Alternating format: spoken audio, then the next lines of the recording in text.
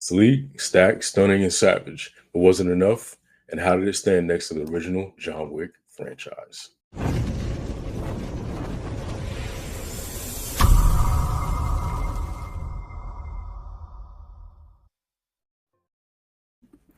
What is going on, Silver Squad? I'm RJ. I'm Desiree. I'm Jay. Gerald, G saw that. And today we're going to be reviewing From the World of John Wick, Ballerina. It's about an assassin who's trained in the traditional ways of the Ruska Roma organization, and she sets out to seek revenge against the people who killed her father. It's directed by Len Wiseman, and it stars Anna de Armas, Angelica Huston. I'm not sure if I'm saying that right. No Houston. idea. Houston. Oh my God, dummy. And Keanu Reeves is in it as well. So before we jump into it, I want to get you guys' overall thoughts on From the World of John Wick, Ballerina. What did you guys think? We'll start with Gerald. I enjoyed it, had fun with it. Plenty of action, kind of just, one of those action films you can just kind of turn off your put your suspension of disbelief on and relax and just watch a good action film. Yeah. Jay and Desiree? I thought it was spectacular. I thought it was amazing, and this was something that we needed, and it blended really well with the plot of with John Wick's plot as well, and I really enjoyed it. I might see it for a second time. I thought it was, done really well. It fits perfectly into this franchise, and I think that it was just something different, and it shows like another side of the character that there's so many people out there that can do many different things that are part of this world. Really liked it a lot.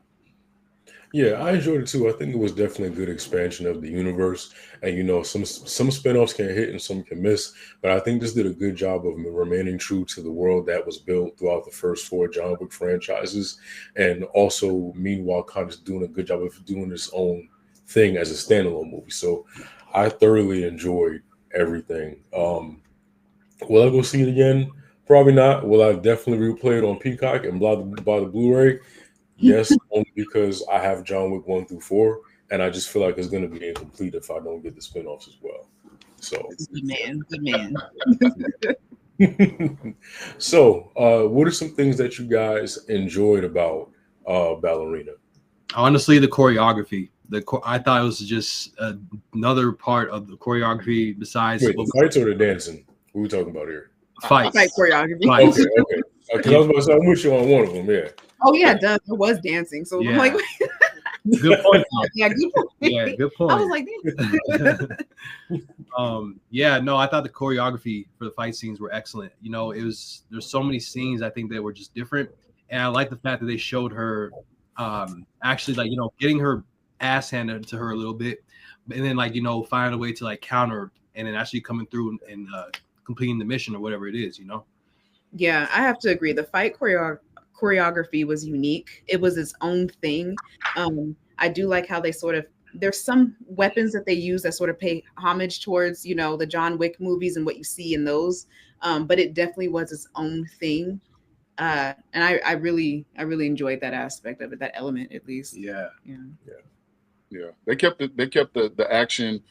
The pacing was a little kind of iffy at the beginning, because as they were building certain things, I kind of felt weird watching, because I was just like, okay, what exactly are y'all telling us? And then obviously that there's some montage type stuff gonna happen, or at least feel like that. But the action scenes themselves were, they were spot on. The way they built, into the same lore that you got with the previous films, you were able to just completely be engulfed in those fight scenes. And I think they were a lot more, to me, because her being a woman, being fairly small compared to everybody she fought, with the exception of a couple instances where she fought other ladies, she was holding her own. Obviously it's a movie, but at the same time, she still did what she had to do to complete those missions, and get through those particular circumstances. Yeah. And for me, I feel like I agree with you guys. The fight choreography probably was my favorite part of the movie. I did like how they kind of remained a little bit realistic in terms of like her fighting style. They didn't make her overly feminine to where it's like, oh no, I'm a small girl. How am I going to defeat this big strong man? You know, they let her take they let her take the licks. You know, she got some licks in. I feel like this is what I thought Black Widow was gonna be like. No, that's fair because I think that yeah, some instances where I kind of saw that too. I'm like, this choreography is so good, it has something that could relate to that. But it wasn't given like WWE, like how when Black Widow, like, why are you doing head scissor takedowns? Like it just, you know. But like with Ballerina, I didn't get that. It felt like, even though we know it's not real combat, but at times it felt like, you know, it felt real, you know. Yeah, and that's what she said too. Yeah, and they were really creative with the way they did the choreography too, which I loved. Like, I'm like, who thought of that? Like, who, you know? But it was genius. Yeah. I think one of the big things about John Wick is the creativity as far as like the fight scenes, and I love the fact that the fight scenes go on for an extended period of time. Like they got to a point where I'm like, all right, I'm a little tired. Even watching. Like I'm tired for you at this point, but I love that, you know. And I was for a time into jujitsu and Krav and all of that stuff, and so this is my wheelhouse. And I let me not. And that's the thing. That's why I really like this movie too, is because the choreography also told a story without saying many words. So I really liked how they kind of had that balance. It wasn't just action, but it was like good action and pushing the story too. Yeah. And speaking of pushing the story, I think a good thing was that, of course, this is a spoiler-free review. We all know Keanu Reeves is in this movie as reprising his role as John Wick. And what I liked about it was they allowed the characters to have her own story, but they bring in John Wick just enough to where he doesn't feel like I'm only here so you guys will watch this, you know? Yeah, and he didn't overpower. Exactly. You know, that's the thing that I love. He wasn't overused. Came in, did his thing. Understanding between the two, and it worked out perfectly. So I highly recommend everyone see this movie not once but like fucking twice. I enjoyed it. And she brought up a good point because I feel like it was so balanced, like as I mentioned before, in terms of having him in the movie, which is kind of a surprise, but he wasn't overused to where it took the focus off of her, because you know I was still interested and invested in what she had going on more than John, because he's already established. So she got more than one word out of him. Yay. A couple times. More than a few words. Yeah. And I'll say this, like, so let's just transition then. We can also skip around, but like I want to talk about something that I really I don't want to say it was the bad, because you know we have to be fair. So in fairness, we have to give critiques. One thing I feel like, and I don't know if I just missed it, maybe I zoned out, I don't know, but I felt like there would have been more of the ballerina aspect to it. Like, is the ballet a front for like money laundering? Like, what's going on here? I feel like that part, I didn't get enough of that, you know? And so, you know, by the end of the movie, when, you know, things were, you know, winding down, and then, well, I was going to give it away, but at the end of the movie, when things were winding down and it's almost over, and I'm like, well, to me, there was not enough connection between dance and, you know, the organized crime. There wasn't given enough for me. Yeah. You know, for that, I would say you see kind of the connection in the John Wick films. In a way, you see the dancing, and then you go in the background of it all, you see the fighting, and you kind of see how they make their money in order to do what they do. Yeah. To, you know, take people off the streets, to kind of give them a home somewhere to kind of harness their anger or whatever it is. Yeah. Maybe it would have been nice to kind of include that in Ballerina as a reminder. But I kind of just went in already knowing, just based on John Wick. I would like to believe they kind of did the whole thing. If you're watching this, chances are you saw the other four already. Yeah. So the peek behind the curtain wasn't so much of this is what's happening. Okay, you're showing us, but you're also bringing her up from, you know, being an adolescent to a young adult. So I think they focus more on that, because truth be told, you end up with a 3-hour long movie if you try to do too much of that. Just being honest. Yeah, that's fair. Yeah. Yeah. So one more thing before we like kind of close out. So without giving away everything, what was you guys' favorite fight location, or what was y'all favorite fight of the movie? That's hard. I'll just say one. I know mine. Which was Flamethrowers, man. The flamethrowers. Yeah, you go, Jared. Flamethrowers was ridiculous. It was ridiculous. I was like, what is happening right now? So I found myself kind of locked in because I'm watching like all these things happen, and every time something happened, I'm like, okay, would that really happen? Or, you know, and so it kept me kind of like, I was just following the action. And so every time something happened, I was like, okay, so this is going to happen to these people, but not this person or this person or this person. Okay. But the way they kind of built it all the way up to the climax of, you know, kind of what happens, it was believable enough. It was believable enough. You want to go? Without spoiling it, my favorite scene was just the use of weapons with, you know, the flame and because like I thought it was creative. I'm trying not to spoil it. I thought it was very creative the way they use the weapons and like in terms of like that kind of like fight, because we have never seen anything like that really. And especially that was a fight. That wasn't just like use of a flamethrower. That was a fight with flamethrowers. That was a firefight and firefight. They come up with like genius. And I was telling, she was telling me like this is amazing because I agreed because I liked how it not only felt like a firefight, but it's like those things got some like power behind it. It's like, you know, it'll take your edges off. I'll be honest with you. Myself, if I had to really rethink it, the grenade stuff was crazy. Yes, that was my first. I was just about to say that was my first. Like that was my favorite throughout the whole thing. Just like the tossing of the grenades and using them both offensively and defensively. I feel like that's what was like, and I think it was so smart to me. Like that's what I thought about the entire time, you know. And I would say the second was when towards the first part of the end, when they get to that final destination, for lack of a better word, and there's like a little restaurant scene, and then like that was probably my second. My first one was those grenades, and there's two particular kills with the grenades, and I'm not gonna give them away. Like I think you guys know, there's two kills with those grenades where I literally like I had to catch myself because I forgot I was in public, and I said, "Damn!" and I was like, "Oh, sorry." I would say that scene, and then also for me, probably when she, you know, was at the beginning stages of learning how to fight, and in her kind of being discouraged, and then, you know, that Black woman mentor saying fight like a girl, and then she turned up the heat. I was like, there we go. Yes. There we go. I love that because it shows that like progression is important, especially in movies like that.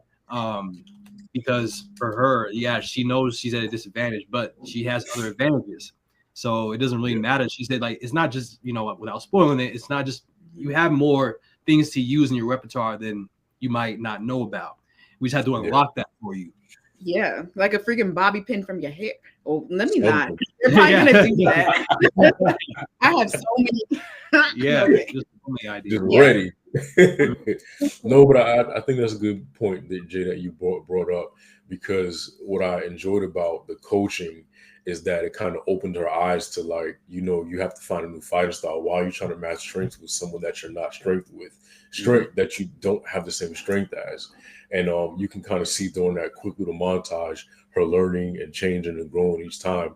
And there was so let me ask you this, because we'll do this, ratings, and rap. So who was your favorite character on the franchise? I'll go first. I gotta go with my girl Tabitha from. Yeah. It's crazy because I was in the theater. I was like, oh, I interviewed her.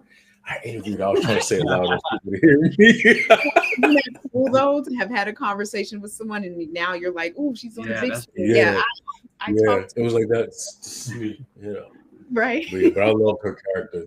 Her and Norman Reedus.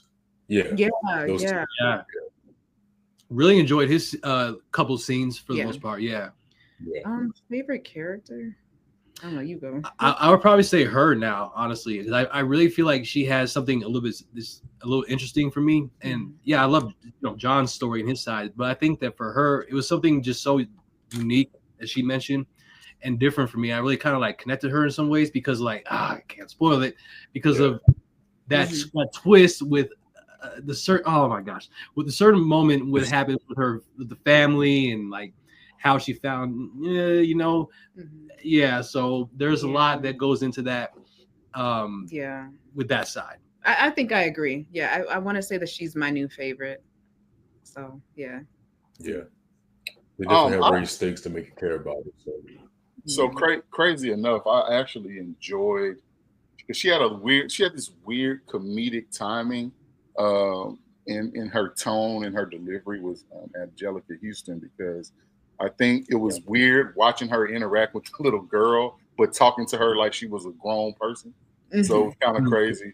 And then even the couple of conversations she had on the phone with Winston, and when she talked to the chancellor, which I was tripping because I don't think I've seen dude since like Usual Suspects. Gabriel Byrne. I was like, I ain't seen this dude in forever, and he looks freaking old now. But I was like, dang. And I mean, obviously, Usual Suspects is one of my favorite movies of all time. But I saw him, I was like, oh, he's the guy. Yeah. Oh, okay. So I thought that Angelica Houston though did a really good job of kind of playing close to the vest, because there's a couple of dialogue things that I think they should have possibly made different when the chancellor called her and made his like demand. And I was thinking, all she should have said was, bro, there's one person there. Yeah. If I send everybody, let's see if y'all make it to midnight. Exactly. Right. So I was a little bit thrown off by that whole ultimatum type thing he gave. I was like, bro, you throwing a Hail Mary right now. Yeah, that was a stretch. After you. Yeah. And if anything, her people in my are badder. Yeah. So, like, you get them with them tats. You sure you want to go there? Is what I would have said. Which I thought it was interesting the way they did it when they revealed who she was, how they revealed who she was with the torn blouse type thing. And I was like, huh, that was interesting. But everybody kind of was like, wait a minute. Wait a minute. Yeah. So I thought that was interesting how that played out. But yeah, she was my favorite as far as just intertwining the stories together. Because I believe she even had a conversation with John. So later on. So I don't know. I thought that was interesting. Yeah. I think they did a good job of reintroducing her character back in and just making her more prominent. But I do agree with you that the choice was like super weird. But there wasn't a lot of things that I didn't like about this movie. But let me get you guys' rating 1 through 10, Gerald. I'm gonna go 7.5. There were some things I remember that I just kind of was like, okay, well, since if we're hearing the timeline of John Wick, where exactly is he based on what I know about the first 4 films? So I asked myself that question, and I was like, well, where was exactly was this happening at that time? Because if I'm not mistaken, he should have been a little bit less available for this movie based on the other films.